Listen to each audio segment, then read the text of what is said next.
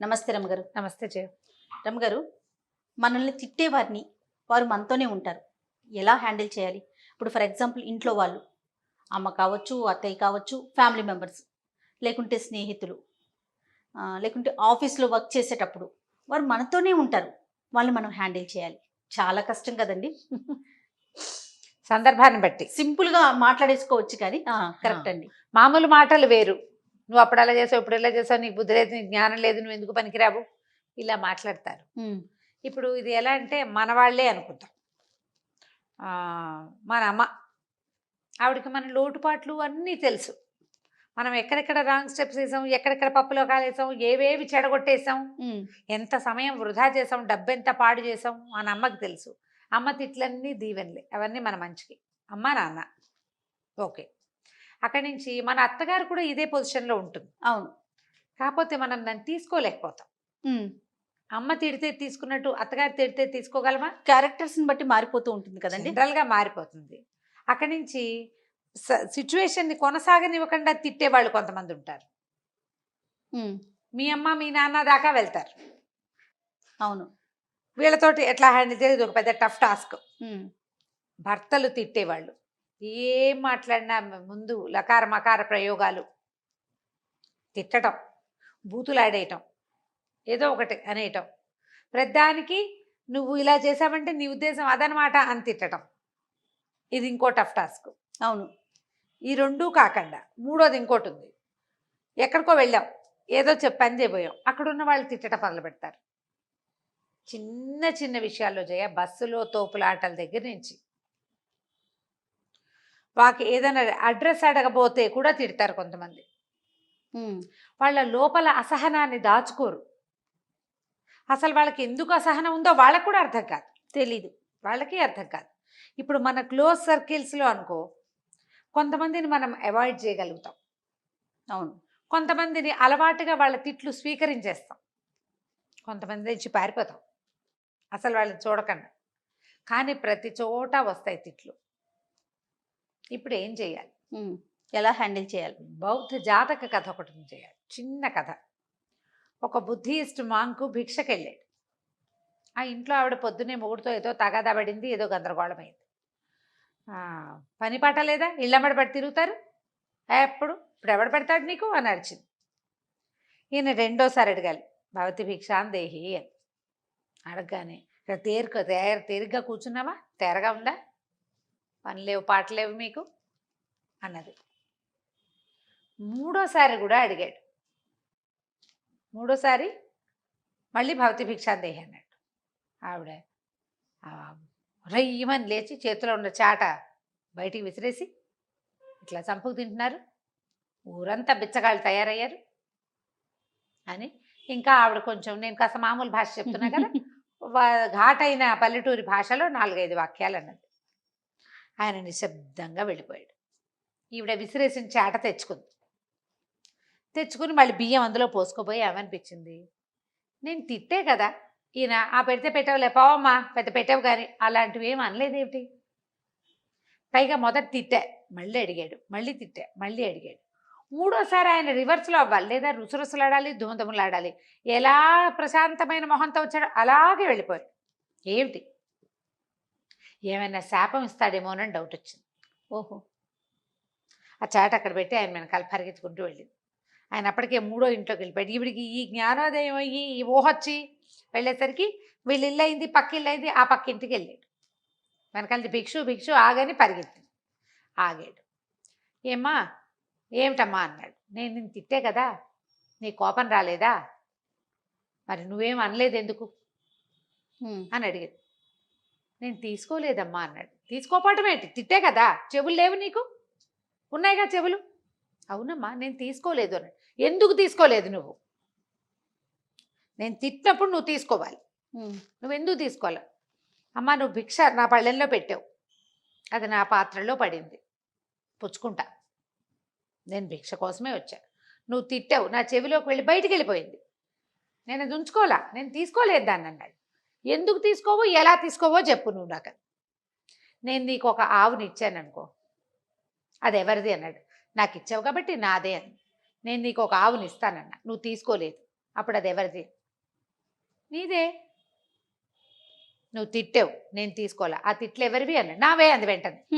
ఇంతేనమ్మా అన్నాడు. తిట్లు తీసుకోవద్దు. నువ్వు రియాక్ట్ అయ్యావనుకో తగాదా పెరుగుతుంది. ఆ తిట్లు నీ చెవిలో అలాగే ఉండిపోతాయి. ఒకసారి ఒకళ్ళు అవతల వాళ్ళ దుర్భాషలు ఆడితే నువ్వు కూడా దుర్భాషలే ఆడతావు. మాట తీయగా మాట వస్తుంది. నోటితో పోయాక చేతులు బాహుబాహవి అవి అవుతాయి. ముష్టిఘాతాలు, వాళ్ళు వీళ్ళు విసరటం, చేతిలో ఉన్న వస్తువు విసిరేయటం, ఏదైనా పగలగొట్టేయటం జరుగుతాయి. తిట్టు నీ చావు నువ్వు చావు నాకు అక్కర్లేదు అని కనుక మానేస్తే బ్రహ్మాండంగా ఉంటుంది. ఇది భలే కష్టం, చాలా కష్టం రమ్య. చాలా కష్టం. ఒక్కసారి తూష్ణీభావం వహించటం అనేది ప్రాక్టీస్ చేస్తే, మీ అత్తగారు అమ్మనాభూతులు తిట్టింది, తలకాయ తిప్పి చూడకుండా పని చేయటం నేర్చుకోండి మీరు. అప్పుడు కూడా పొగరంటారు కదండి, నేను అవును. ఎన్ని మాట్లాడినా నువ్వు పట్టించుకోవట్లేదు అంటారు. నేను అది కూడా మాట్లాడేదాన్ని, వినొద్దు. నేను మనిషిని కాదా అని అడుగురు. అడుగుతారు. నువ్వు ఇప్పుడు ఆవిడ అడిగిన ప్రశ్నకి నువ్వు సమాధానం చెప్పాలి. ఆవిడ తిడితే సమాధానం ఎందుకు చెప్తావు నువ్వు? ప్రశ్నకి సమాధానం వేరు, తిట్టుకి సమాధానం వేరు కదమ్మా. అవును. తిట్టుకి సమాధానం ఏదవుతుంది? తిట్టే తిట్టే అవుతుంది. అవుతుంది. తిట్టే అవుతుంది. ఆ సమాధానాన్ని ఇవ్వకూడదు. మీలో మీకు ఒక సంయమనం నేర్చుకోవాలి. అప్పుడు ఎదుటి వ్యక్తి నుంచి మార్పు వస్తుందా రమ్మగారు? ఏం చేస్తారు జయ్య? ఎంతసేపు అంటారు ఎవరైనా? అరి చచ్చినా, ఇది గింజు చచ్చినా మాట్లాడదనుకుంటారు.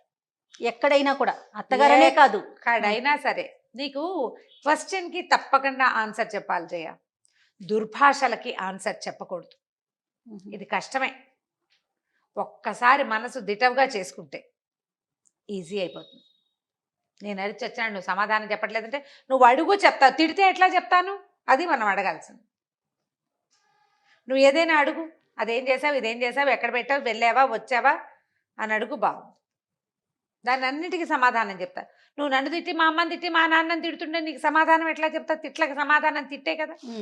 నన్ను కూడా ఎదురు తిరిగి తిట్టమన్నావా మరి? ఇప్పుడు తప్పు మీదనుకోండి ఇందులో. ఇప్పుడు ఇది మనం ఇందాక చెప్పుకున్న కథ ఏమిటి? ఆయన ఎవరో భిక్ష అడిగాడు, ఆవిడెవరో తిట్టింది. అవును. ఆఫీసుల్లో తిట్లు పడతాయి. ఆఫీస్లో పడతాయి. ఏదో ఒక పని ఇచ్చారు, వాళ్ళు చేయలేదు, వీళ్ళు నువ్వు గుడ్ ఫర్ నథింగ్, నువ్వు ప్రతి ప్రాజెక్ట్లో ఇలాగే పాడు చేస్తావు, ఇలా ఏదో తిట్టారు. లేదా ఇన్ టైం ఏదైతే నీకు మెమో ఇస్తాం, లేకపోతే ఇంకేదో షో కాజ్ నోటీస్ ఇస్తాం అన్నారు. వీటికి సమాధానంగా మనం ఏం చేయాలి? తప్పుని కరెక్ట్ చేసుకోవాలి. ఎస్, పని చేసి చూపించాలి. ఎవరికైనా అంతే. మీరు తిట్లు రాకూడదు అంటే అప్పుడు అకారణపు తిట్లు పక్క పెట్టు. సకారణపు తిట్లు ఉంటే వాటిని కరెక్ట్ చేసుకోవాలి. ఇది మనం పిల్లలకి చెప్తాం. ఎట్లా? వాడి పిల్లడికి 50 మార్కులు వచ్చినాయి 100కి, తెగ తిట్టావు. పిల్లాడు ఒక 10 ఎక్కువ చేసి చూపిస్తాడు నీకు కదా. నువ్వు అదే కదా కోరుకుంటావు. అవునండి, ఎవరైనా అంతే. మరి ఇక్కడ కూడా అంతే. నీవు తిట్లకి ఎదురు తిట్లు తిట్టి నేను చెయ్యను, నీ దిక్కుంచో చెప్పుకో అంటే నువ్వు ఎప్పటికీ కరెక్ట్ అవ్వవు. కరెక్షన్స్ ఉండవు నీకు. జన్మంతా నువ్వు ఎవరో ఒకరితో అనిపించుకుంటూనే ఉంటావు. ఆ మాటలు మూటల్లాగా మూసుకుంటూ ఉంటావు.